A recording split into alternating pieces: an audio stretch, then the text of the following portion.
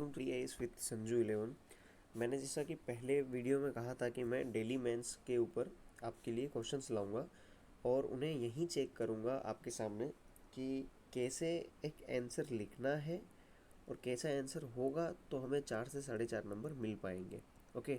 इससे पहले वाला मैंने 2014 का PYQ करवाया था हिस्ट्री का, तो उसी को मैंने आपके सामने सॉल्व किया था, जिसमें मैंने कहा था कि 3 साढ़े 3 नंबर से दे दिए जाएंगे। फिर मैंने कहा था कि मैं कल आपको एक नया कॉपी दिखाऊंगा जो जिसने आंसर लिखा होगा और जिसको हमने 4 या 4.5 नंबर दिए होंगे। तो आइए देखते हैं कि वैसी कॉपी कैसी होती है जिस पे हम ऐसे नंबर देते हैं। Okay, continue. क्वेश्चन वही है, सिंधु घाटी सभ्यता की नगरीय योजना और संस्कृति ने किस सीमा तक वर्तमान युगीन नगरीकरण को निवेश प्रदान किया है, चर्चा कीजिए। 150 वर्ड्स का ये क्वेश्चन है। ओके। अब इसने जो आंसर लिखा है आप देखिए, सभ्यताएं केवल इतिहास नहीं बनाती, वे भविष्य की नींव भी रखती हैं। सिंधु घाटी सभ्यता एक जीवंत उदाहरण है जो आज के शहरी विकास की प्रेरणा है। इसने ना तो ये लिखा कि 1921 में खोजी गई सिंधु घाटी सभ्यता 3री शताब्दी से ये तब से वो हाल ही में, इसने ऐसा कुछ नहीं लिखा। इसने एक फिलोसफिकल वे चुना जो कि एक नॉर्मल से कोट से चालू होता है और एक इफ़ेक्टिव सा है। इसकी वजह से इसका इंट्रो बहुत शानदार है। पढ़ने से लग रहा है कि इसने कुछ अच्छा ही नीचे लिखा होगा। ठीक है, तो इसका इंट्रो वैलिड है जो कि अच्छा है। इसकी जगह पे हाँ आप 1921 जो बेसिकली सब लिखते हैं कि 1921 का खोजा गया था उत्खननकर्ता द्वारा। देन फिर आप क्या कहते हैं कि ये भी लिख सकते हैं हाल ही में तमिलनाडु के CM ने, और वो सब लिखेंगे क्योंकि वो करंट न्यूज़ है और करंट न्यूज़ के ऊपर जो क्वेश्चन होते हैं वो सब लिखते हैं। ठीक है कि हाल में ये हुआ था और इसके ऊपर वो सबका एक जैसा लगेगा। हमें अलग जाना है, डिफरेंट होना है उन 3-4 हज़ार बच्चों में जो सेलेक्ट होते हैं, है ना। जो 15 हज़ार में से जो 3 हज़ार होते हैं ना, हम में हमको उन 3 हज़ार में भी अलग होना है ताकि वो रैंक ला सके हम। ठीक है। तो इंट्रो, ये एक फिलोसफिकल इंट्रो है जो कि अच्छा इंट्रो माना जाता है। अब इसने क्या किया है, नगरीय योजना और संस्कृति ने किस सीमा तक वर्तमान युगीन नगरीकरण को निवेश प्रदान किया है। देखो, इसने डायरेक्ट एक वे चुना, लिखा सिंधु घाटी का वर्तमान युगीन नगरीकरण में निवेश।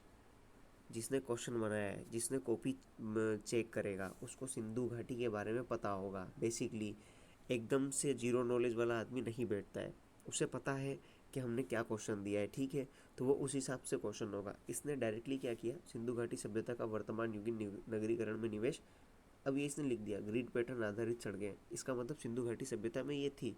और फिर इसने डायरेक्टली एग्जाम्पल दे दिया कि आज के टाइम में ये चीज़ें हैं या नहीं है। तो इसका मतलब कि सीधा सा है कि जो वर्तमान में निवेश है वो दिख रहा है या नहीं दिख रहा है सिंधु घाटी सभ्यता का। ठीक है, ये हो गया ग्रिड पैटर्न पर आधारित सड़कें, धर्मनिरपेक्षता। ओके।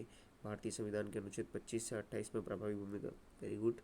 कनाडा और ऑस्ट्रेलिया जैसे, ये देखिए इसने अपने आंसर को सिर्फ भारत के परिप्रेक्ष्य में बांध कर नहीं रखा, इसने इस आंसर को वर्ल्ड वाइड बना दिया। आप वर्ल्ड वाइड से मीनिंग इसने एग्जाम्पल वर्ल्ड में कहीं से भी कोट किया है। इसने यहाँ जो भारत ना लिखे होने का फ़ायदा है वो उठाया है।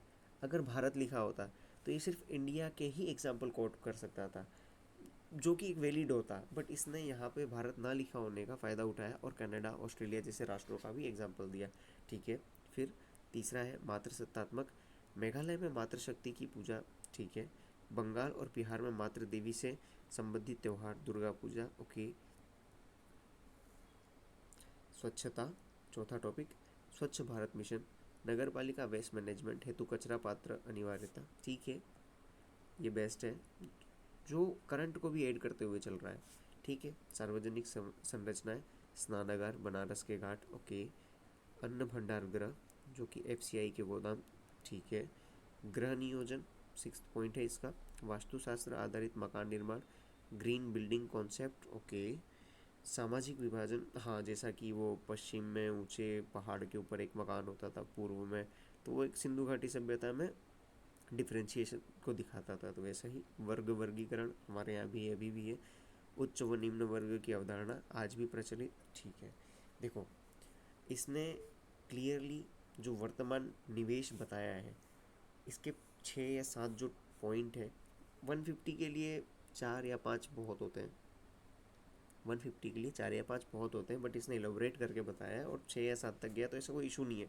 ज़्यादा लिख देना गलत नहीं है, ठीक है, लेकिन 150 वर्ड के अंदर लिखना ये आपको टाइम बचाएगा, क्योंकि आपको 3 से 4 हज़ार वर्ड लिखने होते हैं मेंस के टाइम पे, तो ये टाइम बचाएगा आपका, ठीक है।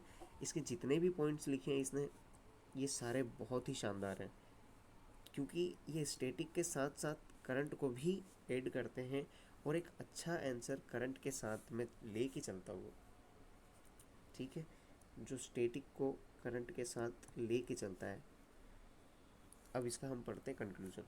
कंक्लूजन क्या है? सिंधु सभ्यता न केवल अतीत की गौरवशाली स्मृति है, बल्कि आज के शहरी भारत और विश्व के लिए एक व्यावहारिक मार्गदर्शक भी है, संतुलन, स्वच्छता और स्थायित्व का प्रतीक। ठीक है, इसने क्लियरली वही फिलोसफिकल जैसा एक नॉर्मल सा कंक्लूजन जो होता है वैसा नहीं दिया है, इसने ऊपर जैसा इंट्रो दिया था उससे थोड़ा सा हट के ये एनालिटिकल है, एनालिटिकल कंक्लूजन है, जो इसने पूरा ऊपर पढ़ा और यहाँ इन 3 वर्ड्स में सिमट दिया, संतुलन, स्वच्छता और स्थायित्व का प्रतीक।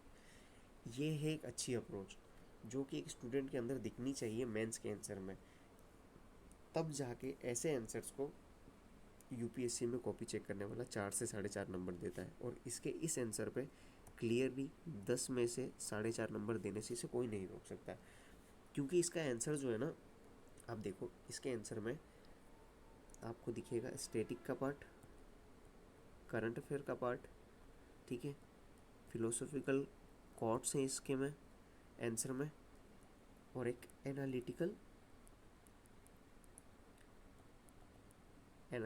अप्रोच है। बस ये एक मेंस के आंसर को बहुत अच्छा बनाते हैं, जो 4 से 4.5 नंबर लाते हैं, और यही चाहिए। तो आप भी कोशिश करिए कि ऐसे ही आंसर लिखें, फॉर्मेट में आ जाइए, इस टाइप का एक फॉर्मेट यूज़ करिए, जो घिसा पिटा सा है 10वीं का उत्तर लिखने वाला वैसा ना करें। ये 3 लाइन का इंट्रो वाला आप ऐसे डायग्राम्स और पैटर्न का यूज़ करें, 2 से 3 लाइन में एनालिटिकल कंक्लूजन, बस ये है 150 वर्ड के लिए। Okay, all the best guys, आपकी प्रिपरेशन अच्छी चले, मैं ऐसे ही आपके सामने और क्वेश्चंस लाता रहूँगा जो आपको हेल्प करें यूपीएससी मेंस के लिए। ओके, थैंक यू गाइज, रोज़ आंसर लिखिए, रोज़ ट्राई करिए, 1% डेली बेटर होते रहिए। Thank you.